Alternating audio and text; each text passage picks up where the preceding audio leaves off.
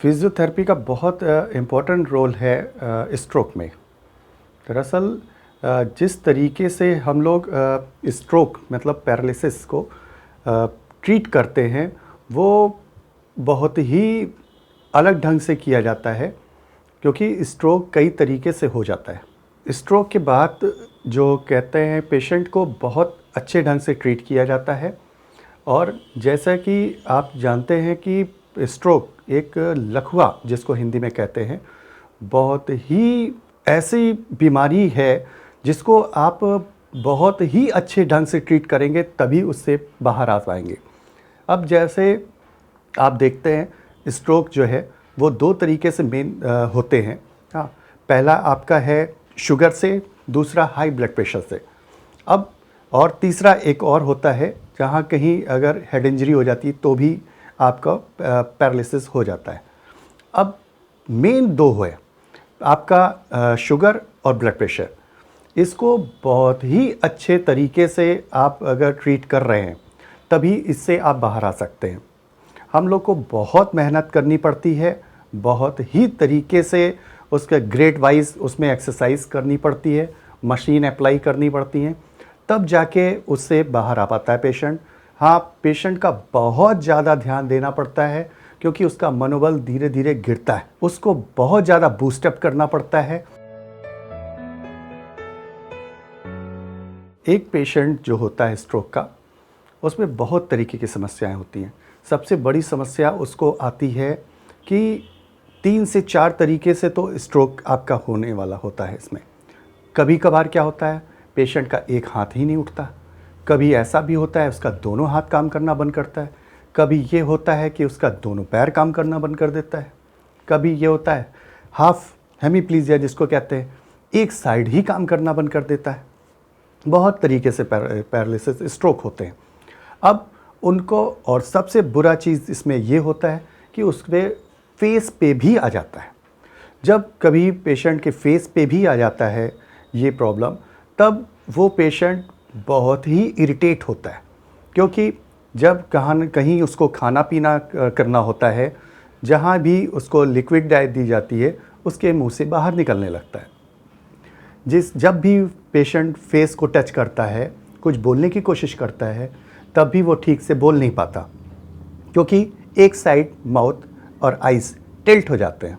अब आप जैसे भी हम लोग ट्रीट करते हैं, उसमें बहुत ही ज़्यादा हम लोग को मुश्किल होती है, क्योंकि पेशेंट हर समय ये सोचता है कि कितनी जल्दी से जल्दी हम ठीक हो जाएं, लेकिन नहीं हो सकता इतनी जल्दी, क्योंकि ये सारी चीज़ क्लॉटिंग का होता है।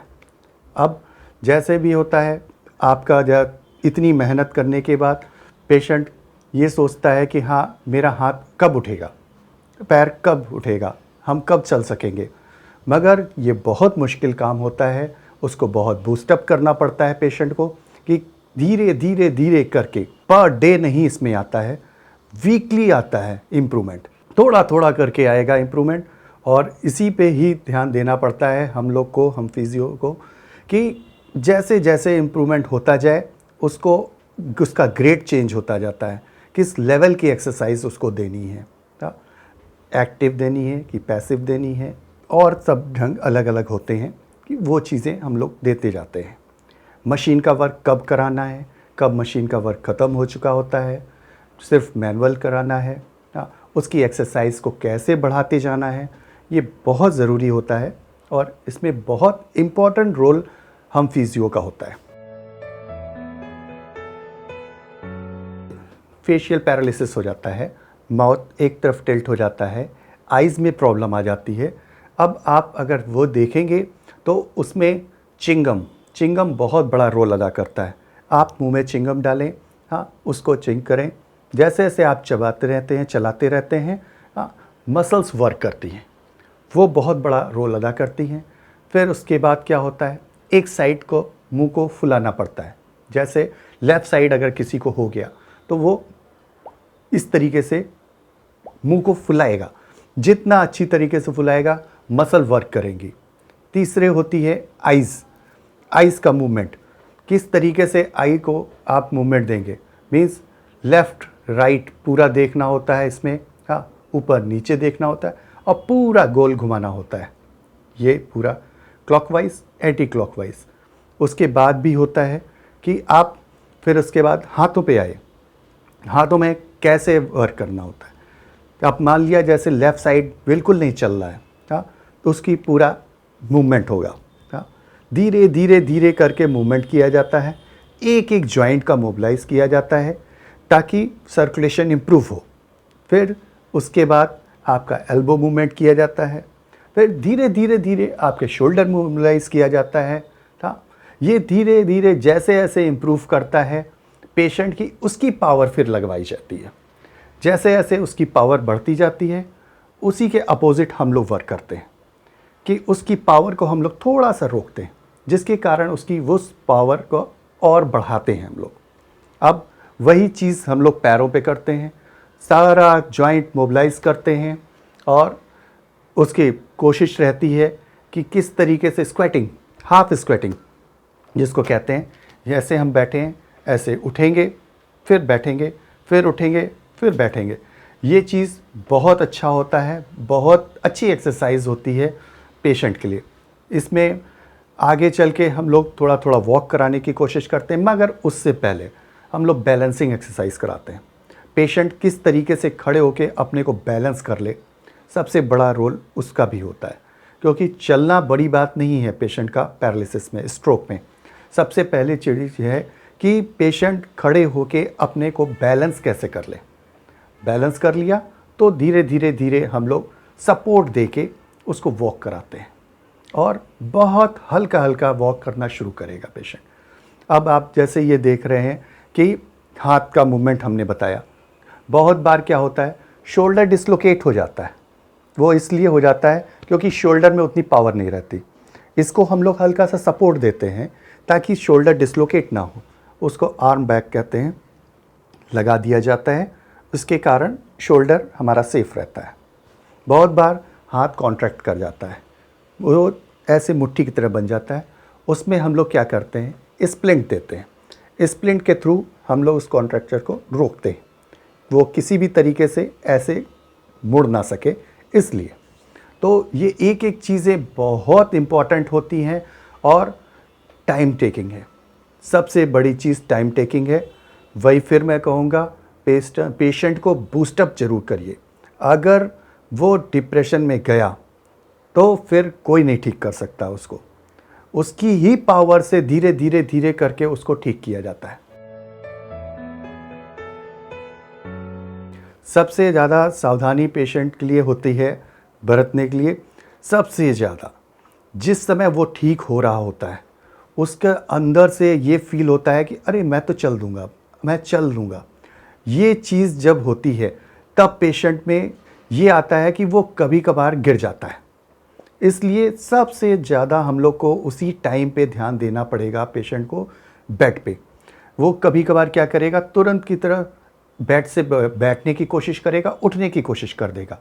वो बहुत डेंजरस टाइम होता है, ध्यान देना पड़ेगा एक डॉक्टर को, फैमिली मेम्बर्स को, अटेंडेंट को। सबसे ज़्यादा अटेंडेंट जो उस समय होगी उसको ध्यान देना ही पड़ेगा कि उसको एक पल के लिए भी अकेले ना छोड़े।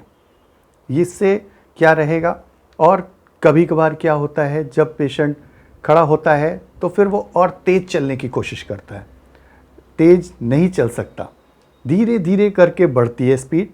इसलिए उस समय हम लोग को बहुत ध्यान देना पड़ता है कि वो पेशेंट तेज़ ना चल सके। उसको समझाया जाता है कि छोटे छोटे स्टेप चलने, बड़े स्टेप नहीं लेने हैं, उससे उसकी रिकवरी होती है।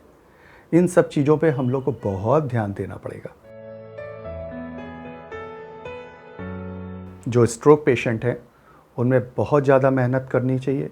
बहुत ज़्यादा मेहनत हम लोग करते हैं तब जाके हम लोग एक पेशेंट को खड़ा कर पाते हैं, वॉक करा पाते हैं।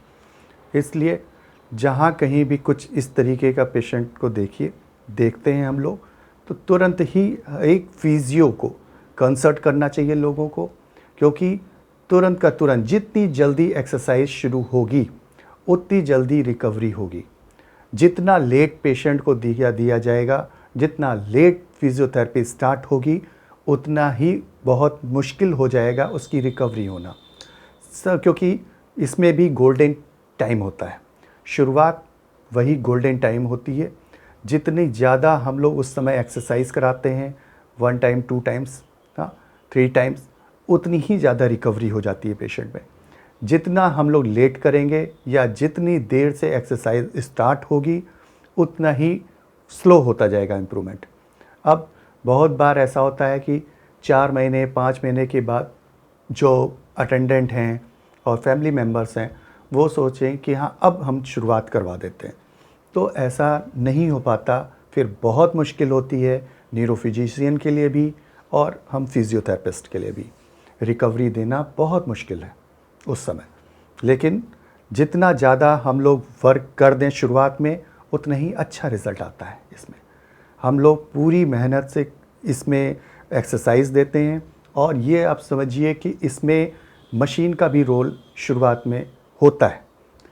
जिसमें जिस लेवल का पेशेंट है, उस तरीके की हम लोग एक्सरसाइज या मशीन का वर्क करवाते हैं। कभी कभी लोग अपने आप शुरू कर देते हैं एक्सरसाइज, वो चीज़ सही नहीं है। वो इसलिए सही नहीं है क्योंकि पहले आप कंसल्ट कर लीजिए फिजियोथेरेपिस्ट से। वो सारी चीज़ें वो खुद बताएंगे, दिखाएंगे, समझाएंगे।